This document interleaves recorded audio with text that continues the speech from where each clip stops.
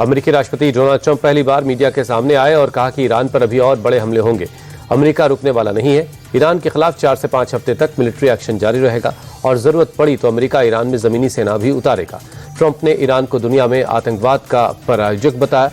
कहा कि Iran America पर हमला करना चाहता था और इसके लिए वो अमेरिका तक पहुंचने वाली मिसाइलें तैयार कर रहा था। राष्ट्रपति ट्रंप ने ईरान पर हमले के पीछे के 4 मकसद भी बताए। कहा, हम ईरान की मिसाइल अटैक की क्षमता को नष्ट कर रहे हैं, साथ ही उसकी नई और उन्नत मिसाइल बनाने की क्षमता को भी तबाह कर रहे हैं। दूसरी ओर अमेरिका ईरान की नेवी को भी पूरी तरह तबाह कर रहा है। अब तक उसके 10 युद्धपोत नष्ट किए गए हैं। तीसरी, अमेरिका ये पक्का कर रहा है कि दुनिया का नंबर 1 आतंकवाद स्पॉन्सर देश ईरान कभी न्यूक्लियर हथियार हासिल न कर पाए। और चौथा, ईरानी शासन अपनी सीमा से बाहर आतंकियों को हथियार देना, फंडिंग करना और डायरेक्ट करना बंद करे। अमेरिकी राष्ट्रपति ट्रंप के युद्ध जारी रखने के बयान पर ईरान के राष्ट्रपति मसूद पेजेश्कियन ने पलटवार किया। ईरानी राष्ट्रपति ने कहा कि अमेरिका और इजराइल ने मरीजों और बच्चों पर क्रूर हमला किया है। इस गुनाह के दोषियों को कड़ी सजा दी जाएगी। हम खुद पर हुए हमले का जवाब देते रहेंगे। साथ ही राष्ट्रपति मसूद ने युद्ध के ऐसे जारी रखने का ऐलान किया। ब्रिटेन के पीएम कीयर स्टारमर ने लिमिटेड डिफेंसिव ऑपरेशन के लिए डियागो गार्सिया एयरबेस इस्तेमाल की इजाजत अमेरिका को दे दी है। हालांकि स्टारमर ने कहा कि उनका देश अमेरिका और इजराइल के आक्रामक हमलों में शामिल नहीं होगा। साथ ही ब्रिटेन के प्रधानमंत्री ने कहा कि ईरान को कभी भी परमाणु हथियार रखने की अनुमति नहीं दी जानी चाहिए। साथ ही उन्होंने युद्ध की जगह बातचीत की वकालत की। इस बीच राष्ट्रपति ट्रंप ने एयरबेस के इस्तेमाल की इजाजत देने में ब्रिटेन की देरी पर नाराजगी जताई।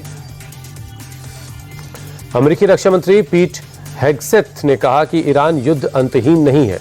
हम जीतने के लिए लड़ते हैं। ईरान के खिलाफ हमने जंग शुरू नहीं की है, लेकिन इसे खत्म हम करेंगे। हेगसेथ ने कहा कि जिस शासन ने अमेरिका मुर्दाबाद और इजराइल मुर्दाबाद के नारे लगाए थे, आखिरकार उसे अमेरिका और इजराइल के हाथों मौत का सामना करना पड़ा। हेगसेथ ने ऑपरेशन एपिक फ्यूरी को इतिहास का सबसे खतरनाक, सबसे मुश्किल और सबसे सटीक हवाई हमला बताया। ईरान के साथ जंग के दौरान कुवैत में अमेरिका के 3 F-15 स्ट्राइक ईगल्स एयरक्राफ्ट गिराए जाने की खबर आई। अमेरिकी सेना ने माना कि कुवैत के एयर डिफेंस सिस्टम की गलती से तीनों फाइटर जेट मार गिराए गए। हालांकि सभी 6 क्रू मेंबर सुरक्षित बाहर निकल आए हैं। उनकी हालत स्थिर बताई जा रही है। ईरान के लगातार अमेरिकी बेस पर हमले की वजह से कुवैत ने भी अपना एयर डिफेंस सिस्टम एक्टिव कर दिया था।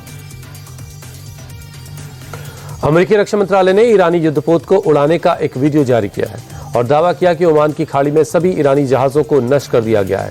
अमेरिकी सेना के मुताबिक 2 दिन पहले ओमान की खाड़ी में ईरान के 11 जहाज थे, लेकिन आज यहां उनका एक भी जहाज नहीं है।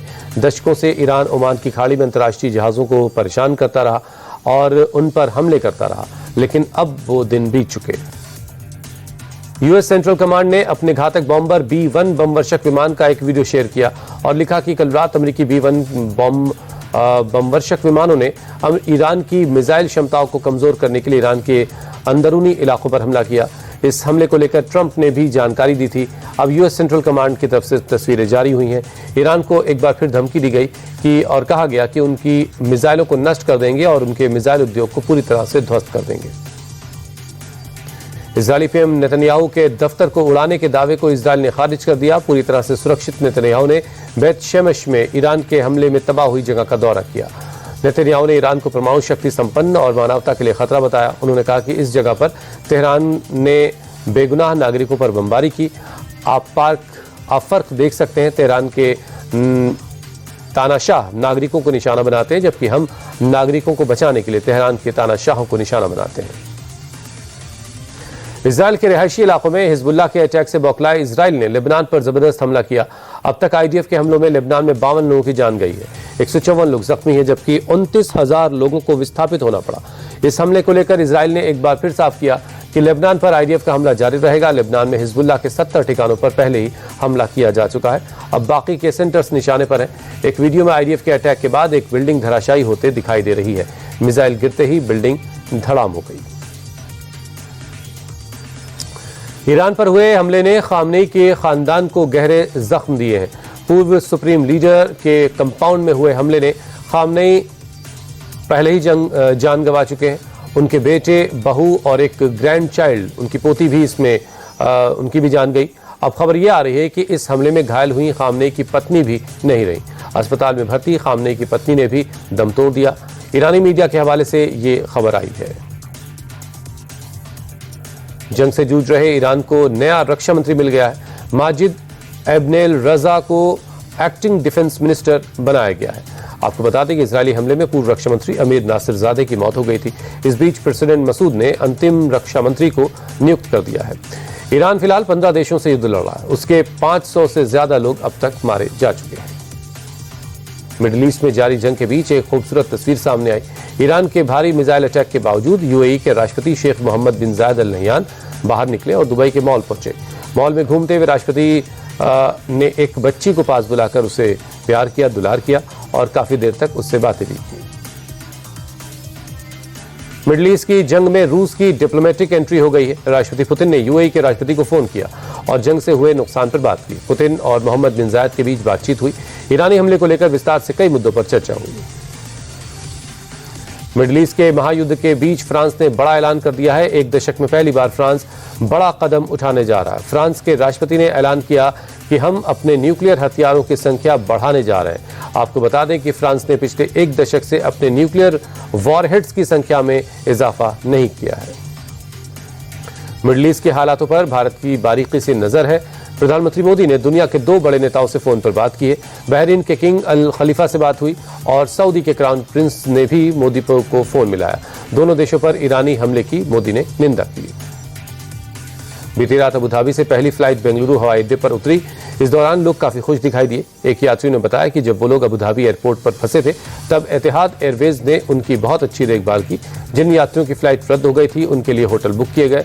आपको बता दें कि पिछले कुछ दिनों से इजराइल ईरान संघर्ष की वजह से उड़ानों में दिक्कत आ रही थी और इस बीच लोग काफी एयरपोर्ट पर फंसे हुए थे। दुबई से एमिरेट्स एयरलाइंस की एक फ्लाइट देर रात मुंबई हवाई अड्डे पर उतरी। वतन वापसी के बाद यात्रियों ने काफी राहत महसूस की। एक यात्री ने बताया कि जब जंग की बात पता चली तो वो डर गए। हालांकि अपने देश लौटकर ये सभी काफी खुश हैं और सरकार का शुक्रिया अदा किया। मिडिल ईस्ट में जारी जंग का सबसे ज्यादा ऑयल प्रोडक्शन पर असर पड़ रहा है।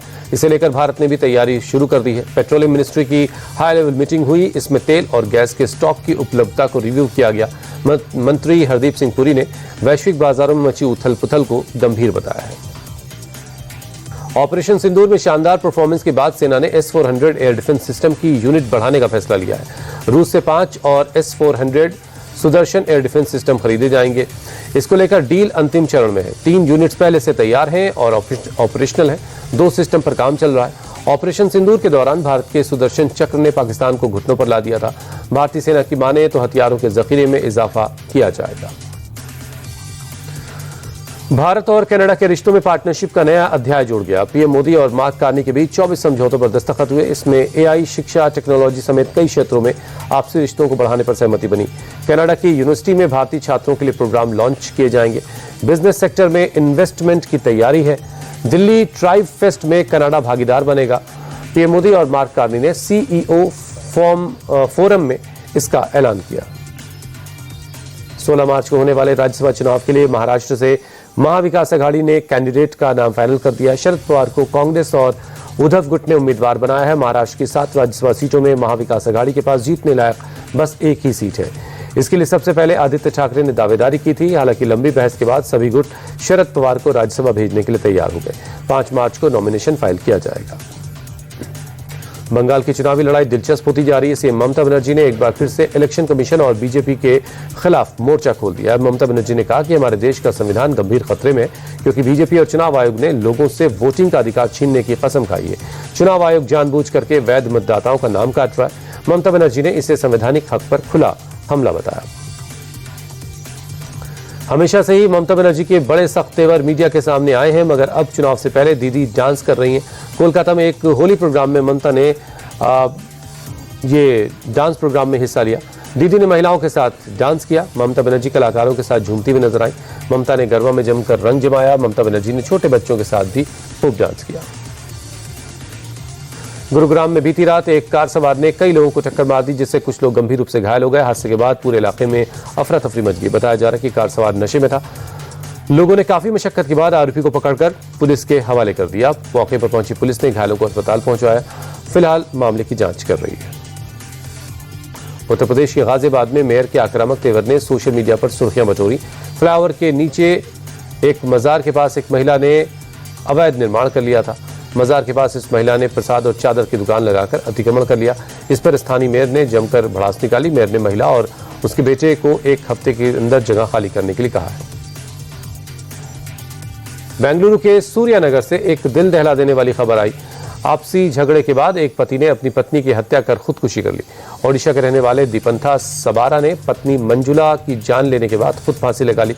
हैरान करने वाली बात यह है कि आरोपी पति ने सुसाइड से पहले पत्नी के शव के साथ सेल्फी वीडियो बनाया और उड़िया भाषा में डेथ नोट भी छोड़ा। फिलहाल सूर्यानगर थाना पुलिस ने मामला दर्ज कर जांच शुरू कर दी है। दिल्ली के नेताजी सुभाष विहार इलाके में एक गोदाम में भीषण आग लग गई। फायर टेंडर्स की टीम ने कड़ी मशक्कत के बाद आग पर काबू पाया। आग लगने की वजह से गोदाम में रखा सामान जलकर खाक हो चुका है। तो तस्वीरों में धुएं का गुबार देख रहे हैं आप। आग लगने से इलाके में हड़कंप मच गया था।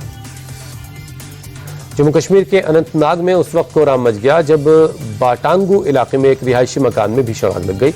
आसमान में लपटें उठती दिखीं और धुएं के गुबार ने इलाके में दहशत फैला दी।